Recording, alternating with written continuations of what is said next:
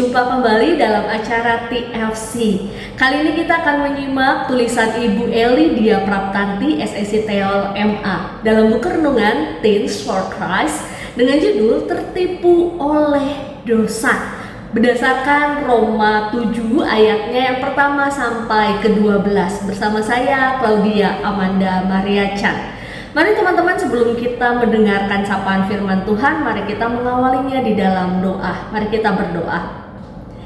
Tuhan, kami mengucap syukur jikalau pada hari ini kami masih diberikan kesempatan untuk sama-sama mendengarkan sapaan firman-Mu sebentar lagi. Pimpinlah kami ya Tuhan, berkatilah kami sehingga kami tidak hanya mendengarkannya saja, melainkan kami juga dapat melakukannya dalam kehidupan kami hari lepas hari. Hanya di dalam nama Tuhan Yesus kami telah berdoa. Amin. Ya teman-teman, yang akan menjadi pusat perenungan kita terambil dari Roma 7 ayatnya yang ke-11. Roma 7 ayatnya yang ke-11 saya akan membacakan untuk kita semua. Sebab dengan perintah itu dosa mendapat kesempatan untuk menipu aku, dan dengan perintah itu ia membunuh aku. Teman-teman, menunda pekerjaan atau prokrastinasi seringkali terasa seperti pilihan yang menyenangkan di saat-saat tertentu. Berbagai alasan menggoda diri kita untuk berbaring, menonton film, atau bermain game. Padahal pekerjaan atau tugas masih menumpuk. Namun ketika tenggat waktu semakin dekat, stres dan rasa menyesal datang menghampiri. Karena kita terpaksa bekerja keras dalam waktu yang terbatas untuk menyelesaikan semuanya. Dalam teks Alkitab hari ini, Rasul Paulus masih menunjukkan kontras antara hidup di bawah hukum Taurat dan hidup dalam Kristus. Paulus menjelaskan bahwa meskipun hukum itu sendiri adalah baik, benar, dan kudus, dosa menggunakan hukum tersebut untuk menjerat orang karena manusia cenderung melanggar hukum tersebut.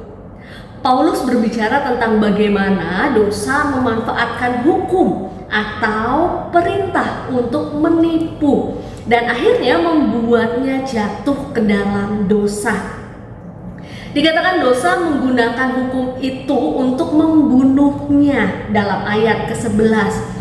Dosa menggunakan hukum sebagai alat untuk menggoda manusia agar melanggarnya.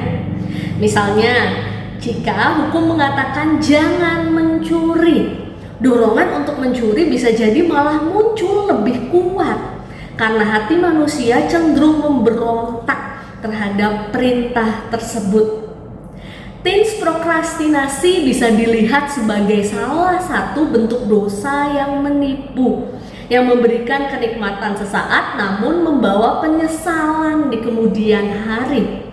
Seperti yang Paulus katakan, dosa itu menipu kita. Seperti halnya godaan yang datang berbagai alasan yang terdengar logis. Seperti semua orang juga begitu, atau ini hanya sekali kok. Ingatlah bahwa dosa bekerja dengan cara yang licik, dengan menggunakan hal yang sebenarnya baik dan benar, seperti peraturan atau hukum untuk membuat kita merasa terjebak dan akhirnya terjatuh. Dosa menipu kita dengan cara-cara yang tampak mudah atau menyenangkan, tetapi akan berujung pada penyesalan. Jangan tertipu oleh dosa. Amin. Mari kita berdoa. Tuhan, terima kasih sekali lagi kami diingatkan Tuhan agar kami menjadi anak-anak-Mu yang waspada. Ketika ada suatu peraturan, harusnya peraturan itu kami taati ya Tuhan, bukan kami langgar atas godaan atau kami ingin tahu bagaimana kalau hukum tersebut dilanggar. Ajarkan kami Tuhan untuk taat kepada setiap perintah, kepada setiap aturan, bahkan kepada firman-Mu. Ketika perintah atau firman-Mu melarang itu semua, ajarkan kami untuk taat dan setia menaati itu semua ya Tuhan. Berkatilah masa muda kami Tuhan, jadikan kami anak-anak muda yang taat kepada perintah-Mu. Hanya di dalam nama Tuhan Yesus kami telah berdoa. Amin. Demikian renungan kita pada hari ini. Jangan lupa subscribe, like, dan juga bagikan kepada yang lain. Tuhan Yesus memberkati kita.